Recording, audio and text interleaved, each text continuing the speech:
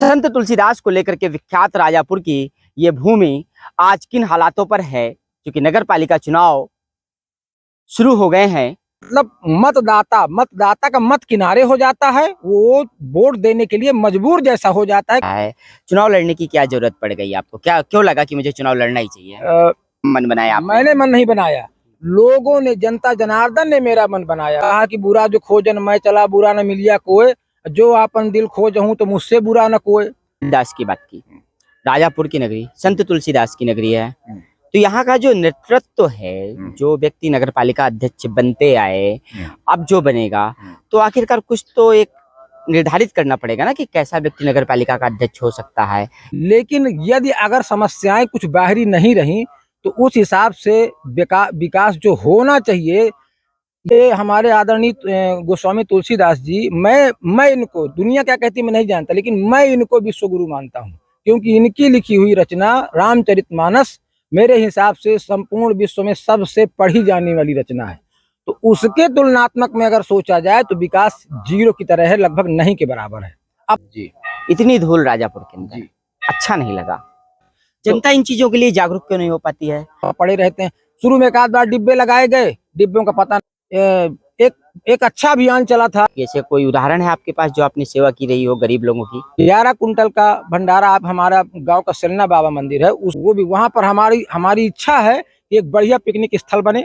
लोग यहाँ से शाम को जब थके हारे हैं तो 1 घंटे 2 घंटे वहां पर बैठ जाए, तो उनकी दिन भर की थकान और दिन भर जो रफ टफ माहौल उन्होंने दुकानों में देखा है, अपने व्यापारी एरिया है, तो उनको वहां पर शांति महसूस हो, वहाँ पानी हमेशा भरा रहे, नाव वगैरह चले, लाइटिंग हो जाए, मंदिर की पूजा करने की व्यवस्था अच्छी हो जाए। ये मंदिर यहाँ पर जिस हिसाब से लोगों को आना चाहिए, लोग नहीं आ पा रहे हैं, जबकि धार्मिक क्षेत्र है।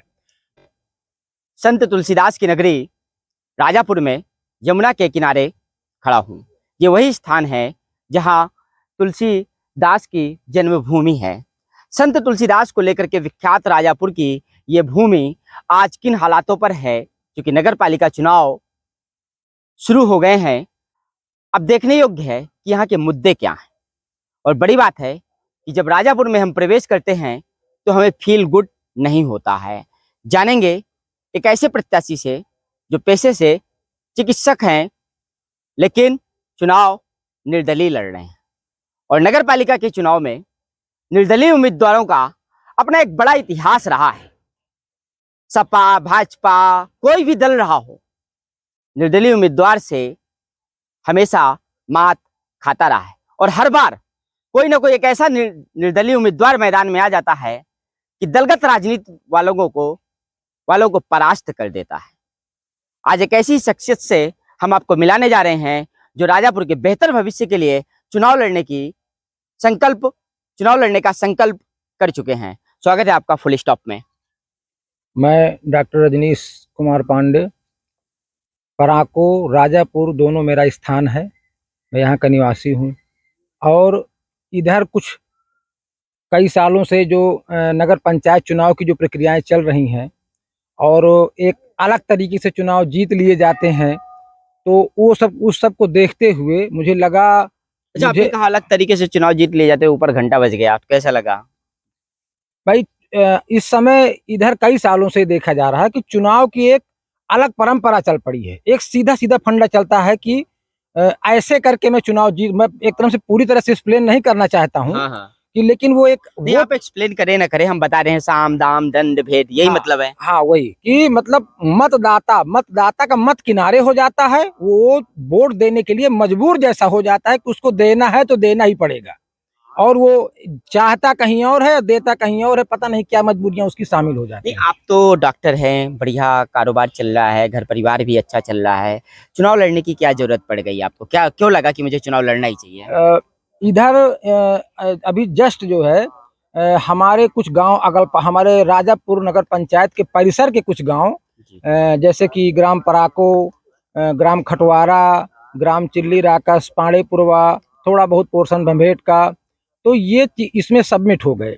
और वैसे मैं तो राजापुर में 22-23 साल से रह रहा हूँ। ये बात है कि पैतृक गांव आपका राजापुर है या पराको है? पैतृक तो मेरा पराको है, पर कर्म क्षेत्र मुख्य रूप से राजापुर है, जहाँ मेरा कर्म या समय मैंने अधिक दिया।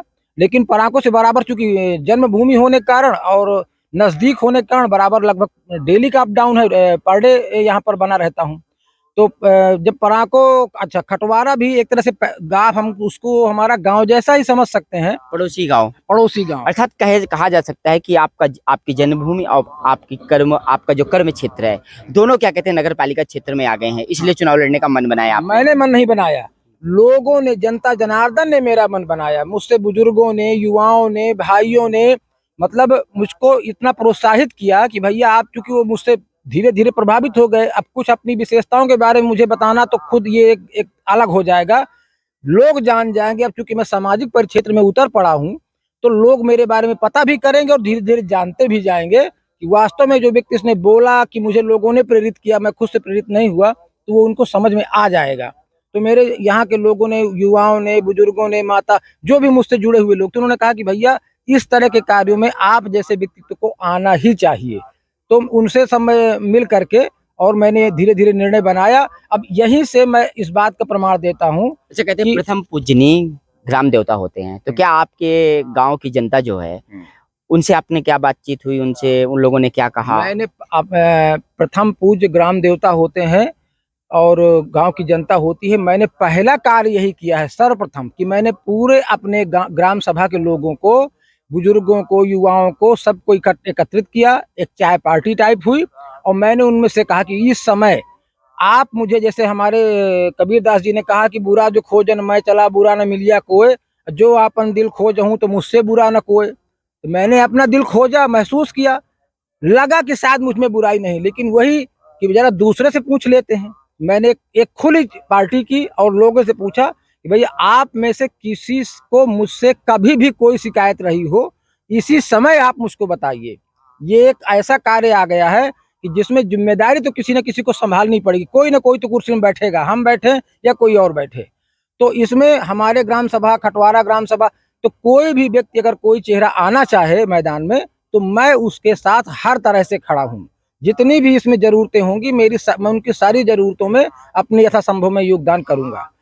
और तो लोगों ने मुझसे कहा कि नहीं, आपसे बेहतर प्रत्याशी नहीं है और हमारी निगाह में, क्योंकि कई चीजें इसमें भाई, थोड़ा सामाजिक भावना होनी चाहिए, थोड़ा कुछ योग्यताएं भी हो, भाई एबिलिटी भी होनी चाहिए, सब चीजों को समझना, जानना, कई चीजें ठीक है, मैं होती हैं। यहीं पर आपको रोकूंगा जरा सा, चूंकि आपने कबीरदास की बात की, राजापुर की नगरी संत तुलसीदास की नगरी है, तो यहाँ का जो नेतृत्व है, जो व्यक्ति नगर पालिका अध्यक्ष बनते आए, अब जो बनेगा, तो आखिरकार कुछ तो एक निर्धारित करना पड़ेगा ना कि कैसा व्यक्ति नगर पालिका का अध्यक्ष हो सकता है। एक संत की नगरी है, बड़ी पहचान अगर राजापुर की है तो उनके नाम पर है। तो क्या लगता है कि राजापुर की जनता कैसे व्यक्ति को अपना बनाएगी नगर पालिका अध्यक्ष? देखिए, अब तक जो बनते आए, उनकी क्या मजबूरियां रही, क्या उनकी वास्तविक मंशा रही, इस बात को समझना मेरे लिए, समझता तो हूँ, लेकिन फिर भी मेरे लिए बहुत ज्यादा कहना, क्योंकि जब व्यक्ति अंदर घुसता है तभी उसकी गहराई में जाकर के उसकी समस्याओं को जान पाता है। लेकिन यदि अगर समस्याएं कुछ बाहरी नहीं रही, तो उस हिसाब से विकास जो होना चाहिए, ये हमारे आदरणीय गोस्वामी तुलसीदास जी, मैं इनको, दुनिया क्या कहती है मैं नहीं जानता, लेकिन मैं इनको विश्वगुरु मानता हूँ, क्योंकि इनकी लिखी हुई रचना रामचरितमानस मेरे हिसाब से संपूर्ण विश्व में सबसे पढ़ी जाने वाली रचना है।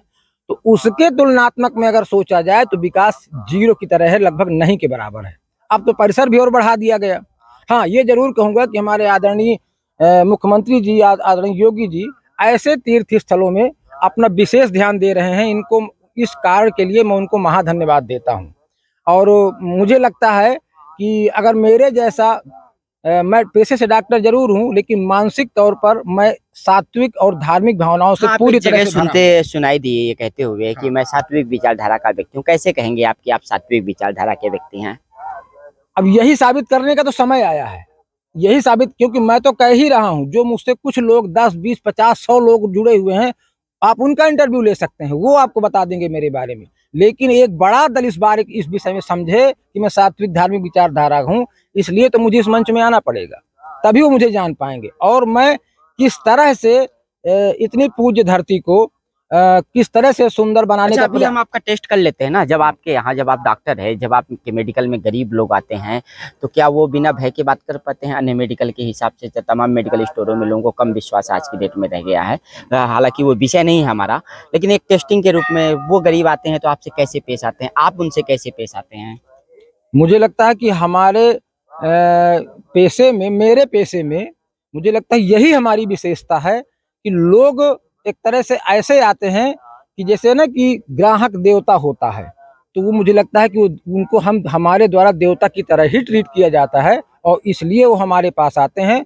और उनके मैं मेडिकल स्टोर है, मैं बीएमएस डॉक्टर हूँ और मेरा पहला प्रथम फोकस होता है उनको ठीक करने, उनको स्वस्थ करने में, यथासंभव अपने ज्ञान के अनुसार उनको ठीक करने में, स्वस्थ करने में। पैसा हर व्यक्ति चाहता है, परिवार लगा होता है तो कमाना चाहता है, लेकिन ये मैं तुलसीदास जी की पावन धरती पर कह रहा हूँ कि ये मेरे लिए गौड़ विषय है। प्रथम मेरा उद्देश्य होता है उस व्यक्ति को कैसे मेरे द्वारा मेरी शक्ति के अनुसार ठीक किया जाए। यदि वो मेरी क्षमता से बाहर है, चूंकि योग्यता की कोई सीमा नहीं है, बहुत से योग्य डॉक्टर हमसे बड़े हैं, तब मैं उनको जवाब देता हूँ कि भैया इसको आप कहीं बाहर जा सकते अच्छा, मैं एक बात जानना चाहता हूँ, आप लोगों को ठीक करते हैं। अभी जब राजापुर में प्रवेश कर रहा था जी तो सीधे 19 किलोमीटर बाद धूल का एक झोंका आता है। जी इतनी धूल राजापुर के अंदर, जी अच्छा नहीं लगा। जी तो कुछ तो संक्रामक बीमारी वाले लोग आते होंगे अब आपके यहाँ पर, एक संक्रामक बीमारी तो फैल रही होगी। मुझे लगता है कोरोना से तेज राजापुर में धूल उड़ रही है। जी देखिए, ये हम लोगों के जो मेडिकल विभाग वगैरह हैं और भी और चीज़ों की तो मैं नहीं जानता हूँ, लेकिन मेडिकल विभाग में तो सफाई का विशेष ध्यान दिया जाता है। और मैं समझता हूँ कि प्रतिदिन मतलब दवाओं की साफ सफाई कर पाना एक बड़ा मुश्किल कार्य है। एक ट्रक निकल जाता है तो 100 200 ग्राम धूल जो है आके पड़ जाती है। वही कारण पहली बात तो सड़क और सड़कों के किनारे ये लगभग कभी भी अभी बीच में कुछ ईंटें वहां से उखाड़ के वहां से उखाड़ के लगी, लेकिन इसके बाद भी वो कार्य नहीं हो पाया जिसकी जरूरत थी कि डस्टलेस रहे, मतलब धूल न उड़ने पाए। अधिकतम भाई धूल है तो उड़ेगी, लेकिन इतनी ज्यादा उड़ेगी कि पूरी हर चीज को बिल्कुल वो कवर कर देगी वही तो। और लंग्स इन्फेक्शन ये सब तो होना ही होना है फिर जब ये माहौल है। जनता इन चीजों के लिए जागरूक क्यों नहीं हो पाती है कि धूल से हमें कितनी बड़ा नुकसान हो रहा है? देखिए, जनता को इतना ज्ञान नहीं है। जनता अब एक तो भाई देहात क्षेत्र है हमारा ये जो है, और जनता इतनी जागरूक नहीं है। और फिर अगर जागरूक भी हो जाए तो देखिए आवश्यकताएं हावी हो जाती हैं, जागरूकता किनारे रह जाती है, आवश्यकताएं अच्छा, हावी। आप एक बात आदमी बताइए, को- आप धूल मुक्त राजापुर बनाने के लिए क्या करेंगे और राजापुर के और विकास के लिए क्या क्या करेंगे? देखिए, अधिकतर कार्य तो हो रहे हैं, मैं ये नहीं कहूँगा। हमारे आदरणीय मुख्यमंत्री महोदय योगी आदित्यनाथ जी के द्वारा ये तीर्थ स्थानों को और सड़क निर्माण वगैरह में काफी जो है अग्रसर भूमिका चल रही है, तो इससे भी काफी रुकावट होगी। इसके बाद हमें यदि जनता ने हमको आशीर्वाद दे करके सीट पे बैठाया तो जो भी हमको बजट वगैरह सरकार से मिलेगा, और तो उसके आधार पर हम पूरा प्रयास करें कि एकदम स्वच्छता जैसा माहौल रहे। प्रतिदिन जो है उसमें साफ सफाई हो। ये जो सब कूड़े वगैरह यहाँ वहाँ पड़े रहते हैं, शुरू में एक आध बार डिब्बे लगाए गए, डिब्बों का पता नहीं। मैं देख रहा हूँ एक एक अच्छा अभियान चला था शौचालय और स्वच्छता अभियान। हाँ, स्वच्छता अभियान अब अच्छा चला था कि शौचालय जगह जगह बनेंगे और यूरिन के लिए टॉयलेट बनेंगे। लेकिन सत्य बता दूं, मैं आपको इसकी आप जानकारी कर लीजिएगा कि मेरा क्लिनिक, मेरा घर ऐसा है कि अधिकतम लोग मेरे घर में आते हैं टॉयलेट करने के लिए और बाथरूम के लिए, और मैंने उनको कभी आज तक 20 साल से रोका नहीं, क्योंकि ये व्यवस्था कहीं और है ही नहीं। मेरे बगल में स्टेट बैंक था, बैंक में तमाम लोग आते थे और उनको टॉयलेट जाने की मजबूरी फंसती थी, महिलाएं आती थी, तो मैं ये सुविधा मैं पूरे प्रेम से अपने घर में मैं उनको उपलब्ध कराता था। अच्छा, जब क्या कहते हैं चुनाव आता है तो बहुत सारे लोग सेवा की बात करने लगते हैं और सत्कार करने लगते हैं, लेकिन जब आप चुनाव नहीं लड़ रहे थे कोरोना के समय में, जब देश में महामारी फैली हुई थी, तो उस वक्त आपने क्या सेवा की थी गरीबों की? ऐसे कोई उदाहरण है आपके पास जो आपने सेवा की रही हो गरीब लोगों की? वैसे इस तरह की सेवाओं का जिक्र करना मेरे स्वभाव में नहीं था, न ही मैंने कभी जिक्र किया, न ही मैंने कभी फेसबुक और सब में डाला मैंने। लेकिन अब इस मंच में कूद पड़ा हूं तो भाई लोग कहते हैं कि इनको आपको जिक्र करना पड़ेगा, तो मैं कर रहा हूं। मैंने कोरोना कार्यकाल में 11 कुंटल का भंडारा, आप हमारा गांव का सेलना बाबा मंदिर है उसको टारगेट, वो हमारे लक्ष्य में है। और सब चीजें लक्ष्य में है, वो भी वहां पर हमारी हमारी इच्छा है कि एक बढ़िया पिकनिक स्थल बने। लोग यहाँ से शाम को जब थके हारे हैं तो 1 घंटे 2 घंटे वहां पर बैठ जाए तो उनकी दिन भर की थकान और दिन भर जो रफ टफ माहौल उन्होंने दुकानों में देखा है, अपने व्यापारी एरिया है, तो उनको वहां पर शांति महसूस हो, वहाँ पानी हमेशा भरा रहे, नाव वगैरह चले, लाइटिंग हो जाए, मंदिर की पूजा करने की व्यवस्था अच्छी हो जाए। ये मंदिर यहाँ पर जिस हिसाब से लोगों को आना चाहिए लोग नहीं आ पा रहे हैं, जबकि धार्मिक क्षेत्र है। तो ये सब का हम सोच रहे हैं कि ये सब व्यवस्थाएं हमारे द्वारा होनी चाहिए। क्योंकि चलिए बहुत सारी बातें आपसे हो गई हैं और अंधेरा भी बहुत ज़्यादा होने वाला है। आगे फिर हम आपसे बात करेंगे, लेकिन एक बड़ी बात ये है कि जनता को ये समझना होगा कि जैसे अंधेरा हमारी बात करते करते हुआ, वैसे ही आपके जीवन में कभी अंधेरा ना फैले। और अंधेरा तब नहीं फैलेगा जब आप एक अच्छे नेतृत्वकर्ता को, एक अच्छे लीडर को चुन करके नगर में बैठाएंगे। बड़ी अच्छी बात तुलसी घाट से उठी है। बड़ी अच्छी बात हुई है कि संत तुलसीदास की नगरी में कोई संत स्वभाव का व्यक्ति, कोई सात्विक विचारधारा का व्यक्ति ही लीडर बने, नगरपालिका का अध्यक्ष बने। और जैसा सत्य है कि नगरपालिका के चुनाव में निर्दलीय हमेशा भारी पड़े हैं, पर अब देखते हैं कि इस बार के चुनाव में क्या होने वाला है।